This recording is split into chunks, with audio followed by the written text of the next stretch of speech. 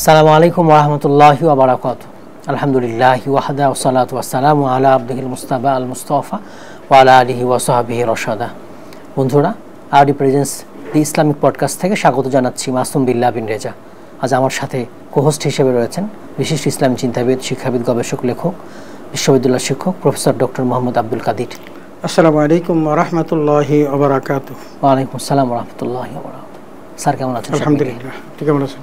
আলহামদুলিল্লাহ, আমি ভালো আছি। স্যার, আমরা আজ যে বিষয়টা নিয়ে কথা বলবো সেটা হচ্ছে হারাম সম্পর্কে সচেতনতা। এই বিষয়টা নিয়ে কথা বলবো। তাহলে ইসলাম আসলে হারামের ব্যাপারে কতটা সচেতন হতে বলেছে আমাদেরকে?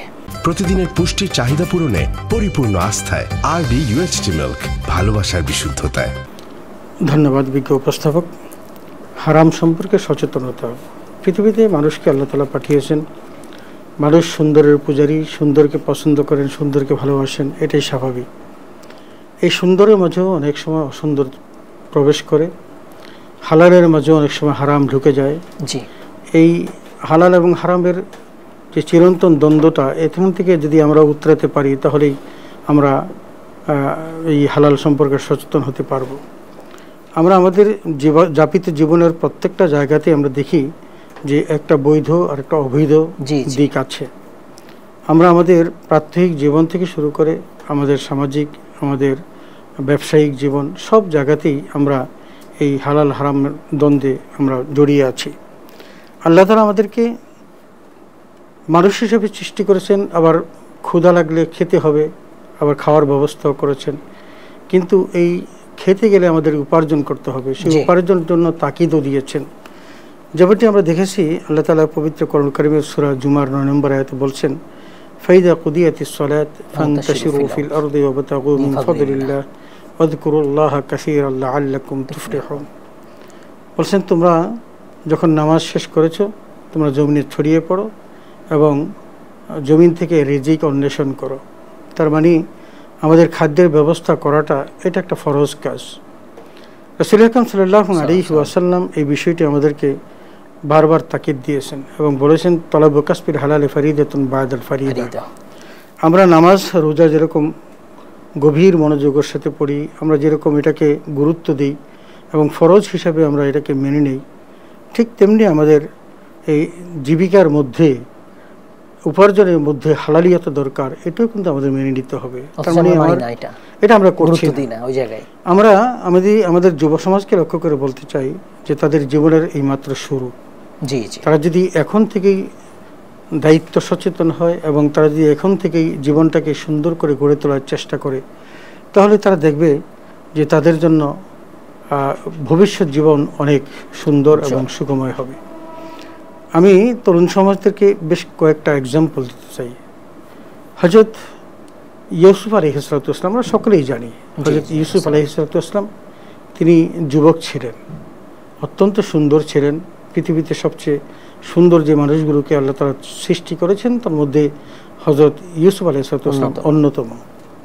যদিও ইউসুফ আলাইহিস সালামের চেয়ে রাসূল আকরাম সাল্লাল্লাহু আলাইহি ওয়াসাল্লামের সুন্দর আরও বেশি ছিল, যেটা একটা হাদিস দ্বারা স্বীকৃত। তো যাই হোক, হযরত ইউসুফ আলাইহিস সালাতু ওয়াস সালাম তার জীবনের একদম শুরু থেকে শেষ পর্যন্ত আমরা সেটা যেভাবেই দেখি না কেন, যদি সেই জীবনটাকে সামনে আনতে পারি, তাহলে একটা যুবকের জন্য এটা একটা বিশাল একটা উপকার সাধিত হবে। এবং একজন যুবক চাইলেই তার জীবনটাকে পাল্টে দিতে পারে যদি হযরত ইউসুফ আলাইহিস সালামের জীবনটাকে সে গঠন করতে পারে। যেমন দেখুন, তিনি তার জীবনে কৃতদাস ছিলেন। কৃতদাস মানে অন্যের বাড়িতে যা কিছু করতে হয় তাই করতে হবে, কিন্তু সেই কাজগুলো করতে গিয়েও তিনি সবসময় সততার সাথে কাজ আঞ্জাম দিয়েছেন। বড় হয়েছেন, তার ইজ্জত আবরুকে যত সংরক্ষণ করার যত দায়িত্ব তিনি তা পালন করেছেন। তারপর যখন তিনি আরেকটু বড় হলেন, তখন রাজপ্রাসাদের অন্তর্মহলের যেই কি ষড়যন্ত্র ছিল, সেই ষড়যন্ত্রগুলো তিনি মোকাবেলা করতে সক্ষম হয়েছেন। তারপর যেটা দেখেছি সেটা হলো এই, তিনি জীবনটাকে সুন্দরভাবে গুছিয়ে নেওয়ার জন্য তিনি কারাবরণ করতে পছন্দ করেছেন, কিন্তু রাজপ্রাসাদের এই সুন্দর মহলকে তিনি প্রত্যাখ্যান করেছেন। তার মানে মানুষের জীবনের জন্য উত্তমটা বেছে নেওয়াটা, এখন উত্তমটা বুঝতে হলে তাকে তার যে মেধা মননশীলতা এটাকেই তাকে গুরুত্ব দিতে হবে। আমরা যুব সমাজকে অনেকভাবেই আমরা তাদেরকে কি করি, মূল্যায়ন করি, কারণ যুব সমাজ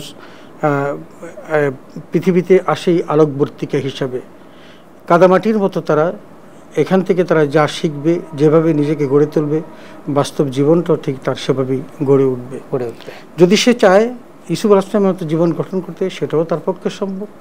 আবার যদি তিনি চায় একেবারে ইতিহাসের আস্থা করে নিক্ষিপ্ত হতে, সেটাও তার পক্ষে সম্ভব, সহজ।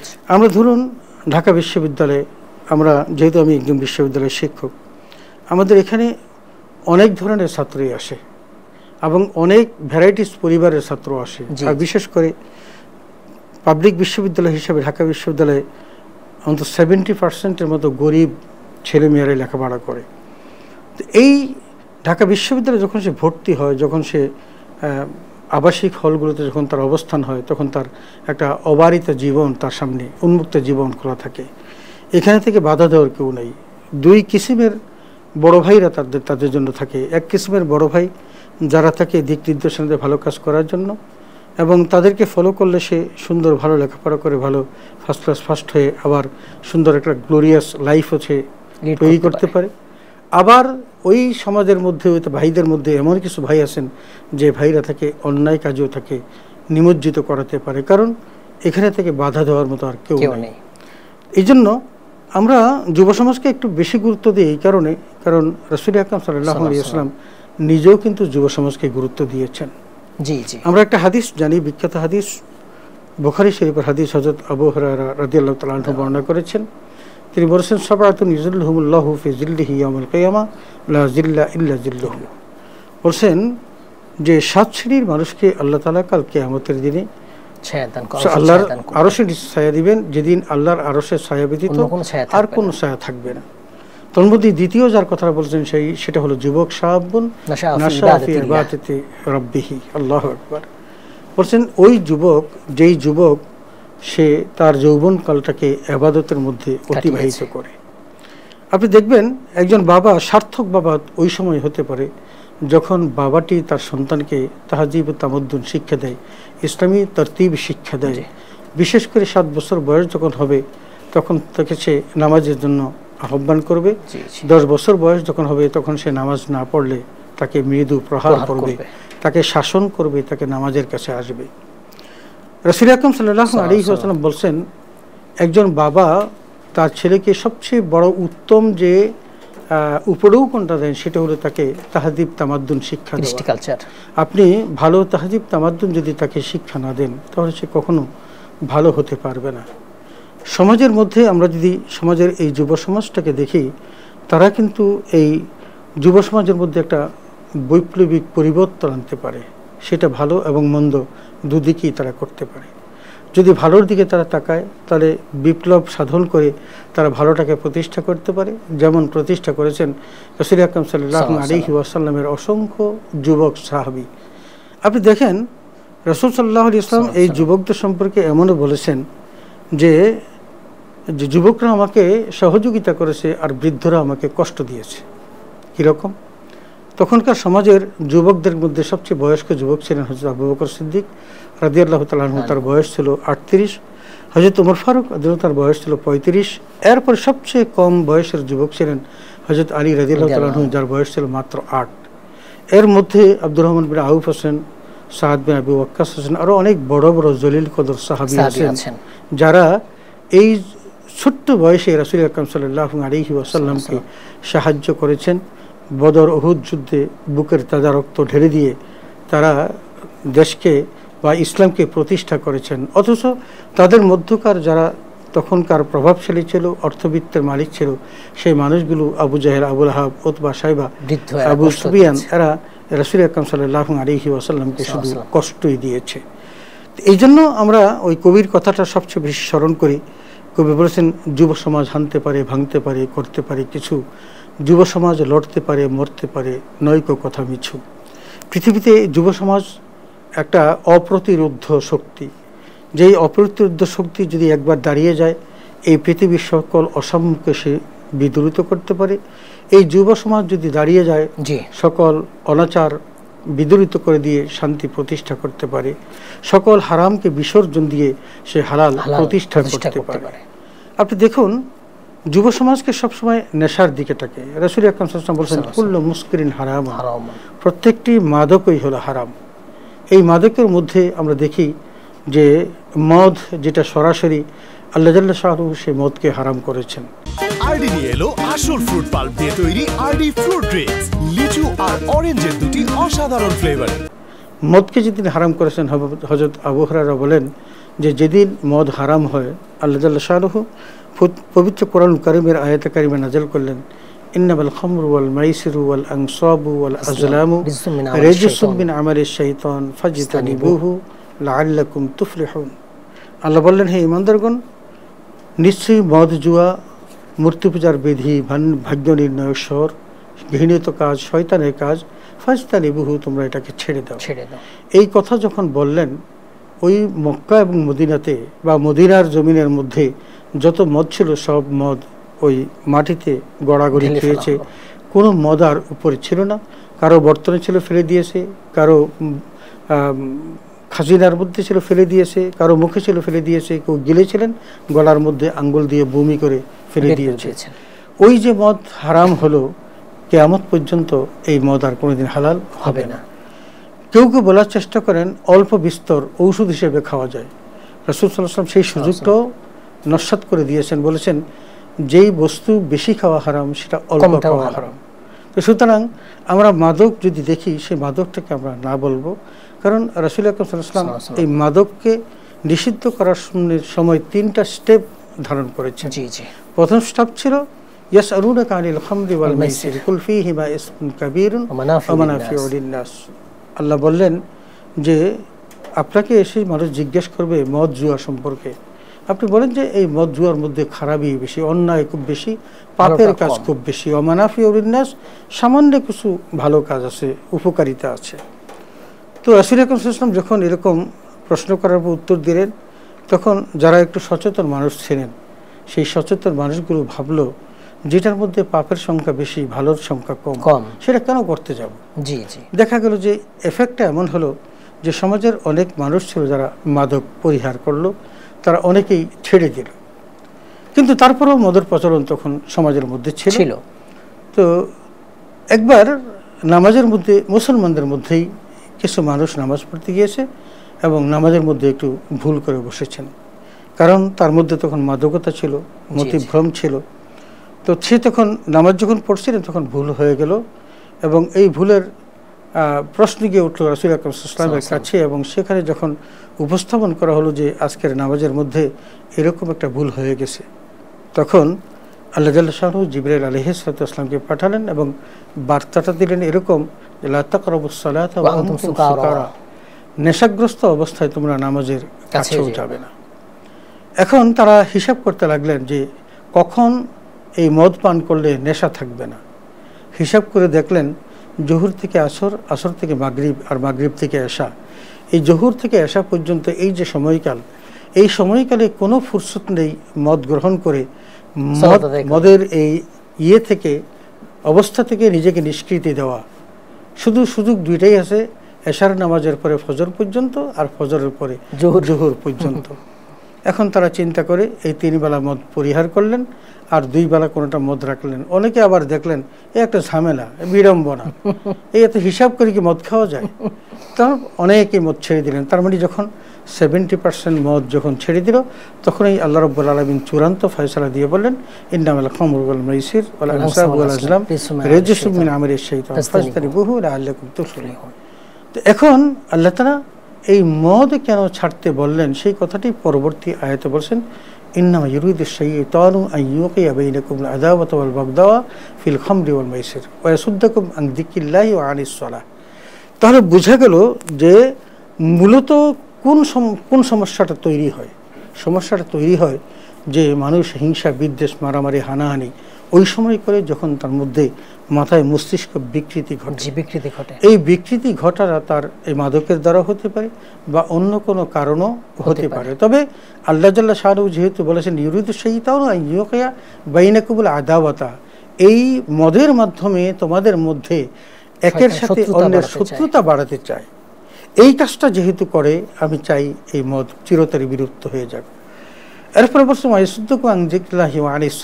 এবং এই মদ মানুষকে আল্লাহর জিকির থেকে বিরত রাখে। যেমন জোহর থেকে আসর, আসর থেকে মাগরিব, মাগরিব থেকে আসা, এই সময়কালের মধ্যে যদি কেউ মদ পান করে তাহলে নামাজ সে পড়তে পারবে না, তাহলে আল্লাহর সালাত থেকে জিকির করতে পারবে না, এবং নামাজ থেকেও তাকে বিরত রাখে। এই কারণে আল্লাহ তাআলা মদ পরিহার করতে বলেছেন।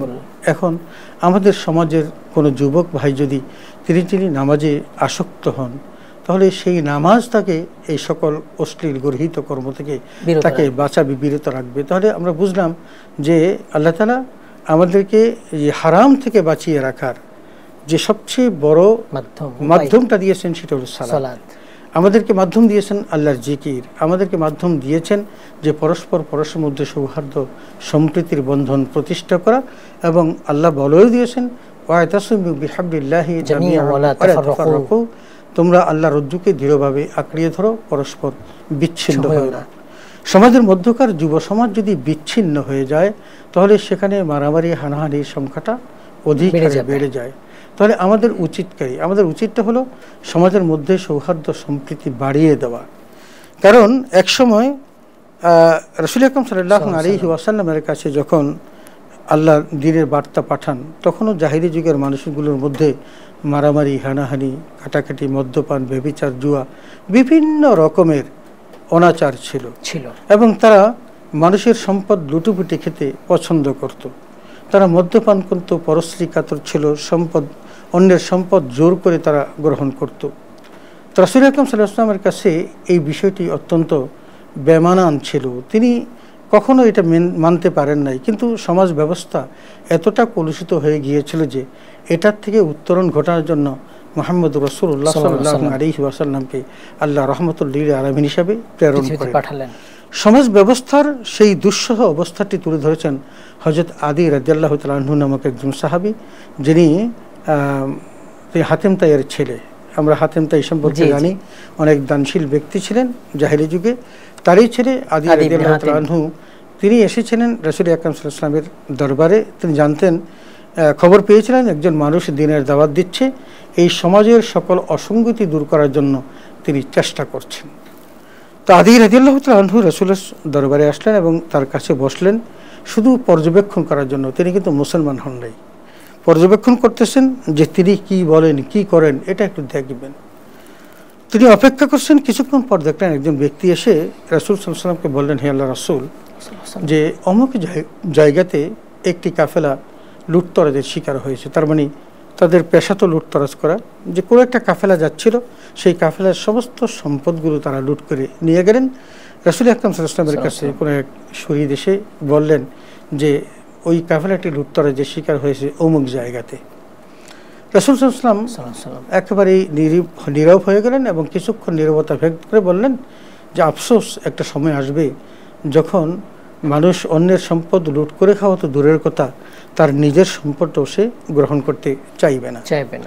আদি রাদিয়াল্লাহু বিস্মিতভাবে শুনলেন এবং তিনি ভাবলেন যে এই সমাজের মধ্যে কি এমন পরিবর্তন আসবে, যেই সমাজের মানুষ লুটতরাজ করে খায় তাদের মধ্যে এমন অবস্থা আসবে যে তারা পরের সম্পদ দূরের কথা নিজের সম্পদও গ্রহণ করবে না। এটা তার কাছে একটা বিস্ময়কর মনে হচ্ছিল। এরপর আরেকজন লোক এসে রাসূল আকরাম সাল্লাল্লাহু আলাইহি ওয়াসাল্লামকে বললেন, হে আল্লাহর রাসূল, অমুক জায়গাতে একটা নারী ধর্ষিতা বা সে তার সম্ভ্রম হারিয়েছে।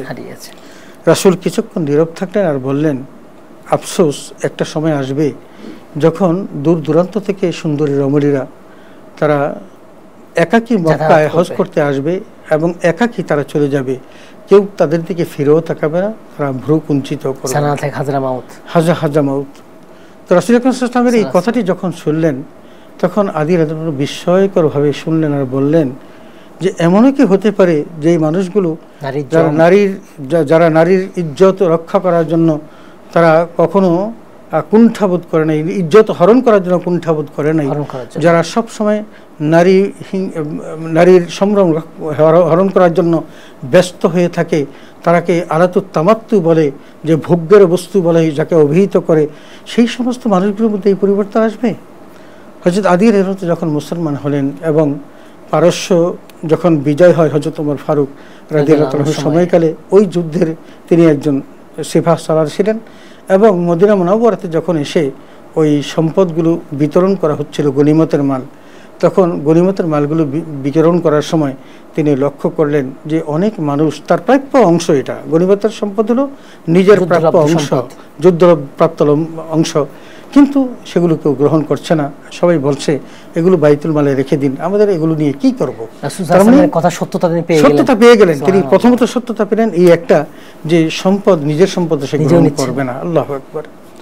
এরপর তিনি তার জীবদ্দশাতেই দেখলেন যে হযরত ওমর ফারুক সময়কালে যে দূর দূরান্ত থেকে, যে হাজরা থেকে সানা পর্যন্ত এই জায়গা থেকে সুন্দরী রমণীরা তারা ইরান তুরান একাকী তারা এসেছে, হজ করেছে, একাকী চলে গেছে, কেউ তাদেরকে ফিরেও তাকায়নি। এমনকি তিনি দেখলেন যে যুদ্ধ থেকে আসা সে অসুস্থ, যারা আহত, যারা কি করছে, পানির জন্য কাতরাচ্ছে, পানি পানি করে চিৎকার দিচ্ছে। তখন কোনো একজন আনসারি তিনি দৌড়িয়ে গেলেন পানি পান করানোর জন্য। আরেক ভাই যখন পানি বলে চিৎকার করলো, তিনি বললেন যে না ভাই, আমার চেয়ে আমার ওই ভাইকে তাকে অগ্রাধিকার দিলেন, নিজে না খেয়ে তার জন্য পাঠালেন। তিনি যখন খাবেন তখন আরেকজন যখন বললেন পানি পানি, তখন তিনিও না খেয়ে আরেকজনকে দিলেন। ঘুরতে যখন আবার তার কাছে আসলো, তখন এসে দেখলেন যে তিনি শাহাদাত বরণ করেছেন। আল্লাহু আকবার। তার মানে নিজের জীবনটাকে পর্যন্ত বিলিয়ে দিতে পারেন এই যুবকরা, যে যুবকরা অন্যায়কে অপছন্দ করে ন্যায়কে পছন্দ করে ভালোবাসে। এই জন্য রাসূল আকরাম সাল্লাল্লাহু আলাইহি ওয়াসাল্লাম মক্কা থেকে মদিনায় যখন মানুষগুলো হিজরত করে চলে যায়, অর্থবিত্ত বৈভব সব কিছু তারা মক্কাতে রেখে গিয়েছিলেন, কিন্তু মদিনাতে যাওয়ার পর আল্লাহ তাআলা তাদের মধ্যে একটা ভ্রাতৃত্বের বন্ধন তৈরি করে দিয়েছিলেন। এবং সেই ভ্রাতৃত্বের বন্ধনটা এমন কঠিনতর ছিল যে রাসূল সাল্লাল্লাহু আলাইহি ওয়াসাল্লাম তাদের ওয়ারিস পর্যন্ত বানিয়েছেন। এবং আজকে আমরা যে উত্তরাধিকারের যে আয়াতগুলো তেলাওয়াত করি, এই তেলাওয়াতগুলো আয়াতগুলো আসার আগ পর্যন্ত ওই আনসার এবং মুহাজিরদের মধ্যে যে ভ্রাতৃত্বের বন্ধন রাসূল তৈরি করেছিলেন, তারা মৃত্যুবরণ করলে এক ভাই আরেক ভাইকে তার সম্পত্তির অধিকার দিত। সুবহানাল্লাহ। তার মানে রাসূল আকরাম সাল্লাল্লাহু আলাইহি ওয়াসাল্লাম হালালিয়াতের দিকে তাদেরকে এভাবে আগ্রহান্বিত করলেন যে তারা কতল মোকাতালা, একে অন্যের সাথে শত্রুতা করা, যুদ্ধ করা, ঝগড়া করা, মারামারি করা, হানাহানি করা, মদ্যপান করা, সকল কিছু ভুলে গেল। এমনকি তারা অন্যের স্ত্রীকে নিয়ে তারা যে আনন্দ ফুর্তি করত, সেই জায়গা থেকে তারা ফিরে আসলো। যেই নারীকে তারা জীবন্ত কবর দিল, আল্লাহ বললেন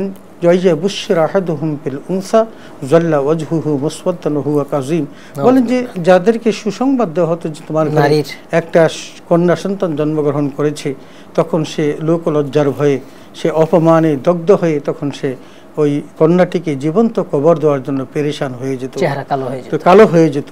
এই মানুষটিকে আল্লাহ এমন পরিবর্তন করলেন, সেই মানুষটি তার কন্যা সন্তানকে লেখাপড়া করে সৎপাত্রে পাত্রস্থ করার কারণে আল্লাহ রাসূল বলছেন সে এবং আমি জান্নাতে একসাথে থাকবো। তার মানে এত কাছাকাছি থাকবো যে সে আর আমি একসাথে জান্নাতে থাকবো। তার মানে যেই সন্তানকে জীবন্ত কবর দেওয়া হতো, সেই সন্তানের উসিলায় তিনি জান্নাত লাভ করবেন। সুবহানাল্লাহ। এরপর ধরেন নারী যখন স্ত্রী হিসেবে হন, তখন তাকে কতটা গুরুত্ব দিয়েছেন। বলছেন আয়শিরুহুন্না বিল মারুফ। দূর দূরান্ত থেকে একজন মহিলা তোমার ঘরে স্ত্রী হয়ে এসেছে, তার সাথে তুমি সুন্দর ব্যবহার করবে, ভালো আচরণ করবে। আজকে আমাদের সমাজে এটা প্রতিষ্ঠিত হওয়ার কারণে আমরা নারীদের সম্ভ্রমের প্রতি খুব গুরুত্ব দিচ্ছি, অথচ আল্লাহ তাআলা এই কাজগুলো যখন করতেন, সেই কাজের কাছেও যেতে নিষেধ করেছেন। বলছে লা তাকরাবুজ জিনা ইন্নাহু কানা ফাহিশাতাও ওয়া মাকাতাও ওয়া সাআ সাবিরা। তোমরা জেনার কাছেও যাবে না, কারণ এটা একটা নিকৃষ্ট খারাপ কাজ, একটা কবিরা গুনাহ। তো এই যে জেনা, আপনি যে অশ্লীল কথা বললেন, আমরা অসংখ্য জেনার কাজে লিপ্ত হয়ে যাই। আমরা একবারও ভাবি না এই যে মাহে রমাদান চলছে, এই পর্নোগ্রাফির মধ্যে যদি আসক্ত হই, তাহলে আপনার এই সিয়ামের কোনো মূল্য নেই। আপনার সিয়াম যদি আপনাকে এই পাপ পঙ্কিলতা থেকে বাঁচাতে না পারে, তাহলে আপনার এই সিয়ামটার কোনো মূল্য নেই। আপনি সিয়াম পালন করলেন, কিন্তু সিয়ামের যে আদব আছে সেটা আপনাকে রক্ষা করতে হবে, মিথ্যা আপনাকে পরিহার করতে হবে। রাসূল আকরাম সাল্লাল্লাহু আলাইহি ওয়াসাল্লাম মাল্লাম ইয়াদা কাওলা যুর ওয়া আমিলা বিহি ফালাইসা লিল্লাহি হাজাতুন ইয়াদা তাআমাহু ওয়া শারাবা। কেউ যদি মিথ্যা কথা, মিথ্যা শপথ, মিথ্যা বেচাকিনি, এই বিভিন্নভাবে মিথ্যা পরিহার করতে না পারে, তার এই না খেয়ে থাকাতে আল্লাহর কিচ্ছু যায় আসে না। আপনি সুবহি সাদেক থেকে সূর্যাস্ত পর্যন্ত পানও করলেন না, খাইলেনও না, কোনো কিছুই করলেন না, কষ্ট করলেন, কিন্তু আপনি মিথ্যা ছাড়তে পারেন নাই, আপনি গীবত ছাড়তে পারেন নাই। সরাসরি আল্লাহ নিজেই বলছেন যে তোমরা একে অন্যের গীবত করো না, পরনিন্দা পরচর্চা করো না। ওই লিকুল্লু হুমাযাতিল লুমাযা, পরনিন্দা পরচর্চাকারীকে আল্লাহ জাহান্নামী হিসাবে অভিহিত করেছেন। এবং আমরা অন্যের সম্পদ নষ্ট করি। আল্লাহ রাসূল স্পষ্ট বলেছেন কুল্লুল মুসলিমি আলাল মুসলিমি হারামুন দামুহু মালুহু ওয়া ইরদুহু। বলছেন যে একজন মুসলমানের জন্য আরেকজন মুসলমানের রক্ত, সম্পদ এবং সম্মান, এই তিনটাই আল্লাহ হারাম করে দিয়েছেন। এখন আপনি যদি হারাম থেকে বাঁচতে চান তাহলে আপনাকে অন্য মুসলমানকে সম্মান করতে হবে। আর অন্য মুসলমানকে যদি আপনি সম্মান করেন তাহলে সম্মানটা দেখাতে হবে তার ওই তাকে কোনোভাবেই আপনি কি করবেন না, আঘাত করবেন না, তাকে হত্যা করবেন না, তাকে হত্যা করার চেষ্টাও করবেন না। এই জন্য আল্লাহ তাআলা কঠিন শাস্তির কথা বলেছেন যে আমাইয়াকতুল মুমিনা মুতাআম্মিদান ফাজাযাউ জাহান্নাম খালিদিনা ফিহা। অন্যায়ভাবে কেউ যদি কাউকে হত্যা করে তাহলে তার জন্য জাহান্নাম। এটা হারাম নিয়ে কথা বলছি, আমরা হারাম নিয়ে কথা বলছি, এটা একটা হারাম কাজ। এখন দেখেন অন্যের সম্পদের দিকে তাকাতো আল্লাহ নিষেধ করেছেন যে অন্যকে আল্লাহ তাআলা সম্পদ দিয়েছেন, সম্পদের মালিক কিন্তু আল্লাহ। তুইতুল মুলকা মান তাশা ওয়া তানজিউল মুলকা মিম্মান তাশা। আল্লাহ যাকে চান সম্পদ দেন, রাজত্ব দেন, এবং যার কাছ থেকে রাজত্ব কেড়ে দেন। তাহলে দুটো কাজেই কিন্তু আল্লাহ করেন। সর্বময় ক্ষমতা তার হাতে, তিনি সম্পদ দেন এবং তিনি আবার কেড়ে নেন। কখন কেড়ে নেন? যখন সম্পদ দেওয়ার পর দেখে যে সম্পদের যথাযথ সদ্ব্যবহার সে করছে না। আপনাকে একটা মনে রাখতে হবে, তুযুল মুলকা মান তাশা ওয়া তানজিউল মুলকা মিম্মান তাশা, এটা বলে টোটাল ক্ষমতাটা কিন্তু আল্লাহ তার হাতে রেখে দিয়েছেন। আপনি কয়েকদিনের পাহারাদার মাত্র, আমানত দিয়েছেন, আপনাকে আমানত দিয়েছেন, আপনি আমানতটা রক্ষা করবেন। আল্লাহ তাআলা যদি আমানত রক্ষা করতে পারেন তাহলে আল্লাহ রাব্বুল আলামিন আপনাকে তার সুশীতল জান্নাতে স্থান দিবেন। আর যদি আমানত রক্ষা করতে না পারে ওয়া তানজিউল মুলকা মিম্মান তাশা, আল্লাহ রাব্বুল আলামিন আপনার কাছ থেকে রাজত্বটা ছিনিয়ে নেবেন। এমনকি আল্লাহ বলছেন ওয়াতাইজ্জু মান তাশা ওয়া তুযিল্লু মান তাশা বিয়াদিকাল খায়র। আল্লাহ ইজ্জতের মালিক, ইজ্জতও তার ইচ্ছায় হয়, আবার অপমানিত তার ইচ্ছায় হয়, তার হাতে বিয়াদিকাল খায়র, সমস্ত কল্যাণ তার হাতে নিহিত। তাহলে আপনি হারামের পিছনে কেন ছুটবেন? আপনি হারামকে পরিহার করুন, অন্যের সম্পদের দিকে তাকাবেন না। কোরআনে আল্লাহ নিষেধ করেছেন ওয়া তাতামান্নাউ মা ফাদ্দালাল্লাহু বা'দাকুম আলা বা'দ। অতএব আপনি কাউকে আল্লাহ সম্মানিত করেছেন, সম্পদ দিয়েছেন, এটা আল্লাহর এখতিয়ারের মধ্যে আছে। কারণ ক্ষমতার মালিক আল্লাহ, দিবেন তিনি আবার নিয়ে নেবেন। সুতরাং তিনি যখন দিয়েছেন তার এই সম্পদের দিকে আপনি তাকাবেন না, লোভ করবেন না। আল্লাহ নিষেধ করেছেন ওয়া তাতামান্নাউ মা ফাদ্দালাল্লাহু বা'দাকুম আলা বা'দ। সমাজের মধ্যে 5টা ভাইয়ের, একজন পার্লামেন্ট মেম্বার, আরেকজন রিকশার চালক বা নদীতে জাল নয়, এই যে পরীক্ষা, সকল কিছু আল্লাহ পরীক্ষা করছেন। সম্পদশালী যাকে সম্মান দিয়েছেন তাকেও পরীক্ষা করছেন, আবার যাকে একেবারেই ছোট্ট একটা পেশার মধ্যে নিয়োজিত করেছেন তাকেও পরীক্ষা করছেন। কারণ তিনি তার এই হালালিয়াতের মধ্যে কতটা সন্তুষ্ট। কিন্তু আফসোসের বিষয়, আমাদের যুব সমাজ বলি আর বড় বলি, সকলকেই আমরা এখন এই হারাম পথে উদাসীন দেখি। তারা হারামের দিকে খুব একটা গুরুত্ব দেন না। যদিও রাসূল আকরাম সাল্লাল্লাহু আলাইহি ওয়াসাল্লাম এই সময়টা সম্পর্কে, আজকে ধরেন ব্যবসায়ী সমাজের কথাই বলুন, ব্যবসায়ীরা তারা এত বড় ভালো একটা কাজ করেন, কারণ উপার্জনের 90% হলো হালালিয়াত হলো ব্যবসার মধ্য দিয়ে। রাসূল আকরাম সাল্লাল্লাহু আলাইহি ওয়াসাল্লাম ওই ব্যবসায়ীদেরকে জান্নাতের সুসংবাদ দিয়েছেন এবং তাদের হাসর হবে নবী সিদ্দিক শহীদদের সাথে, সেই ঘোষণাও দিয়েছেন। বলেছেন আত-তাজিরুস সাদুক আমিন মান নাবিয়্যিনা ওয়াস সিদ্দিকিন ওয়াশ শুহাদা। এই নবী সিদ্দিক শহীদদের সাথে হাসর হবেন যদি সৎ ব্যবসায়ী হন। আর পক্ষান্তরে বলেছেন কুল্লু তুজারিন ফুজারুন ইল্লা মান ইত্তাকা ওয়া বিররা, যে প্রত্যেকটি ব্যবসায়ী জাহান্নামী হিসেবে অভিহিত হবে যদি সে নেকের সাথে ব্যবসা না করে, যদি সততার সাথে ব্যবসা না করে। তাহলে এই দুটো পথ যদি পরিহার করা যায় তাহলে আপনি সৎ ব্যবসায়ী হবেন, আপনার হাসর হবে নবী সিদ্দিক শহীদদের সাথে। আর যদি না করেন তাহলে আপনার উপার্জনটা একেবারেই হারাম হয়ে যাবে। হালাল ব্যবসা অথচ আল্লাহ হারাম করে দিলেন কিসের কারণে? আপনি যথাযথভাবে দায়িত্ব পালন করছেন মানুষকে। আজকে দেখেন সমাজের মধ্যে মাহে রমাদানে বিধর্মীরাও কিন্তু কি করেন, আল্লাহর ভয়ে কিছুটা ছাড় দেন। কিন্তু আমরা এমন মুসলমান যে ছাড় দেওয়া তো দূরের কথা, আমরা একদিকে বাড়িয়ে দিই, অন্যদিকে মজুদদারি করি। আর মজুদদারি করে বাড়িয়ে দেওয়া এটা হারাম, এটা একটা হারাম কাজ। এবং রাসূল সাল্লাল্লাহু আলাইহি ওয়াসাল্লাম একেবারে নিষেধ করেছেন, যে বলছেন যে কুল্লু মুহতাকিরিন খাতিউন, প্রত্যেকটি এই মজুদকারী তারা পাপী হিসাবে অভিহিত হবে।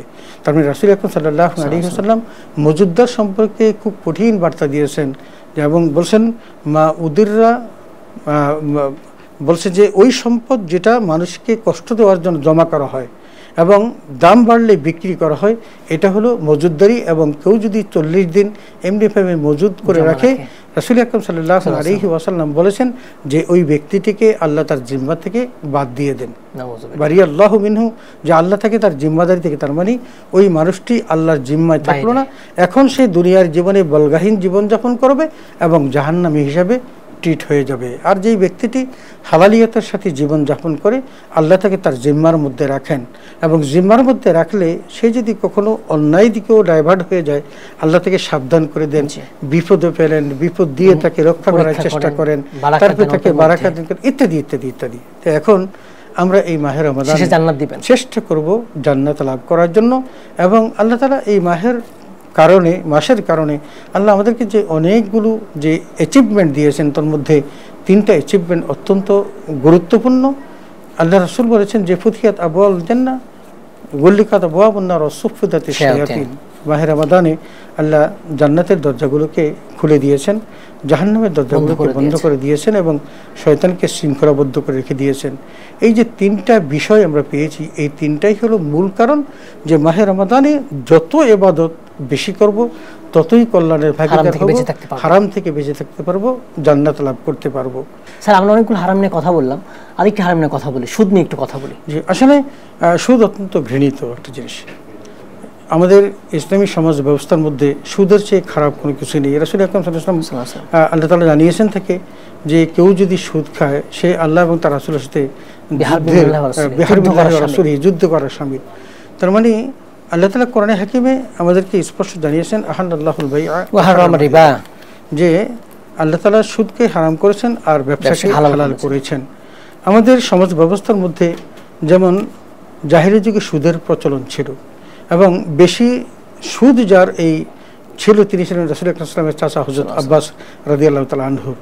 আল্লাহ রাব্বুল আলামিন যখন সুদকে হারাম করলেন, এই হারাম করার পর সর্বপ্রথম রাসূলুল্লাহ সাল্লাল্লাহু আলাইহি ওয়াসাল্লাম তার চাচার পক্ষ থেকে সমস্ত সুদ মওকুফ করে দিয়েছিলেন। এখন আমাদের স্পষ্ট জানতে হবে যে ইয়ামহাকুল্লাহুর রিবা ওয়া ইউরবিস সাদাকাত, আমরা কোনটা করব, কোন পথটা বেছে নেব? আমরা কি হারামের পথ বেছে নেব নাকি হালালের পথ বেছে নেব? আমরা যদি সুদ খাই তাহলে সেটা হবে কি আমাদের সম্পদকে মিটিয়ে দিবে। আমি হয়তো অনেকে মনে করি যে সুদের মধ্য দিয়ে সম্পদ বাড়ে। আল্লাহ বলছেন না, সুদের মধ্য দিয়ে সম্পদ বাড়ে না, বরং সম্পদ কমে। ইয়ামহাকুল্লাহুর রিবা, আল্লাহ যেই সম্পদ অর্জন করা হয় সুদের মধ্য দিয়ে সেটাকে আল্লাহ মিটিয়ে দেন, ধ্বংস করে দেন। ওয়ুরবিস সাদাকাত, আর দান খয়রাতের মধ্য দিয়ে যে বারাকা দান করেন। তো আমরা সমাজ ব্যবস্থার মধ্যে আমরা যা কিছু করি না কেন সুদকে পরিহার করব। রাসূল আকরাম সাল্লাল্লাহু আলাইহি ওয়াসাল্লাম এটাকে নিষিদ্ধ করেছেন, হারাম করেছেন, এবং সমাজ ব্যবস্থার মধ্যে কিয়ামত পর্যন্ত এটা আর কখনো হালাল হবে না। এজন্য তো ইসলাম যাকাতের ব্যবস্থা করেছে ভারসাম্যতা আনার জন্য, অবশ্যতা আনার জন্য। এইজন্য বলছেন যে কাইলা ইয়াকুন দুরাতাম বাইনাল আগনিয়াই মিনকুম, তোমাদের মধ্যকার ধনীদের মধ্যেই যেন সম্পদ আবর্তিত না হয়, এটা যেন গরিবের মধ্যেও যায়। মাহরুম, অভাগা মানুষ যারা, সাইল যারা অন্যের কাছে দ্বারস্থ হয়, এদের হক রয়েছে এখানে। যার কারণে আল্লাহ তাআলা আমাদেরকে যাকার ব্যবস্থা প্রবর্তন করেছেন, এবং এগুলোর মধ্য দিয়ে আমরা হালাল জীবন যাপন করব। এবং একটা জিনিস মনে রাখবো, আল্লাহ তাআলা বলেছেন যে লা তাকুলু আমওয়ালাকুম বাইনাকুম বিল বাতিল ইল্লা আন তাকুনা তিজারাতান আন তারাদ মিনকুম, আমরা কখনো হারামভাবে অন্যের সম্পদ গ্রহণ করব না। আমরা ব্যবসা করলো হালালিয়াতের সাথে করব, কারো কাছ থেকে সেই হলো তার সন্তুষ্টি মতোই করব, এবং আমরা তাকে জানিয়ে তার সম্পদ ভক্ষণ করব। কখনো হারামভাবে উপার্জন করার চেষ্টাও করব না, এবং হালালিয়তকে প্রাধান্য দিয়ে হারামকে বর্জন করে এই ফরজ কাজ হিসেবে গণ্য করি আমরা আমাদের সমাজ ব্যবস্থাকে, বিশেষ করে আমাদের এই হালালিয়তটাকে প্রতিষ্ঠা করার চেষ্টা করব ইনশাআল্লাহ। অনেক ধন্যবাদ আপনাকে, আমাদের সময় দিয়েছেন, মূল্যবান আলোচনা করেছেন। ধন্যবাদ আপনাকে, ধন্যবাদ দীপ্তি টিভির সকল কলাকুশলীকে যারা এই সুন্দর অনুষ্ঠানের ব্যবস্থা করলেন। বন্ধুরা, আপনারা এতক্ষণ দেখছিলেন আরডি প্রেজেন্স দি ইসলামিক পডকাস্ট। আজ আমরা কথা বলছিলাম হারাম সম্পর্কে সচেতনতা, এটা নিয়ে অনেকগুলো বিষয় আমরা বলেছি আজকে। মাদক, পর্নোগ্রাফি, সুদ, অন্যান্য হারাম নিয়েও বলেছি। আমরা যদি হারামের সাথে জড়িত থাকি তাহলে দুনিয়া সফল হতে পারবো না, আখিরাতেও শাস্তি রয়েছে। এজন্য যুবকদের বলবো, জীবনের সকল ক্ষেত্রে হালালগুলো গ্রহণ করুন, হারাম পরিত্যাগ করুন। আল্লাহ তাআলা যেগুলো কল্যাণকর সেগুলো হালাল করেছেন, যেগুলো কল্যাণকর নয় সেগুলো হারাম করেছেন। তাই আসুন জীবনের সকল ক্ষেত্রে আমরা হালালগুলো গ্রহণ করি, হারাম থেকে দূরে থাকি। আমিন। আসসালামু আলাইকুম ওয়া রাহমাতুল্লাহি ওয়া বারাকাতুহু।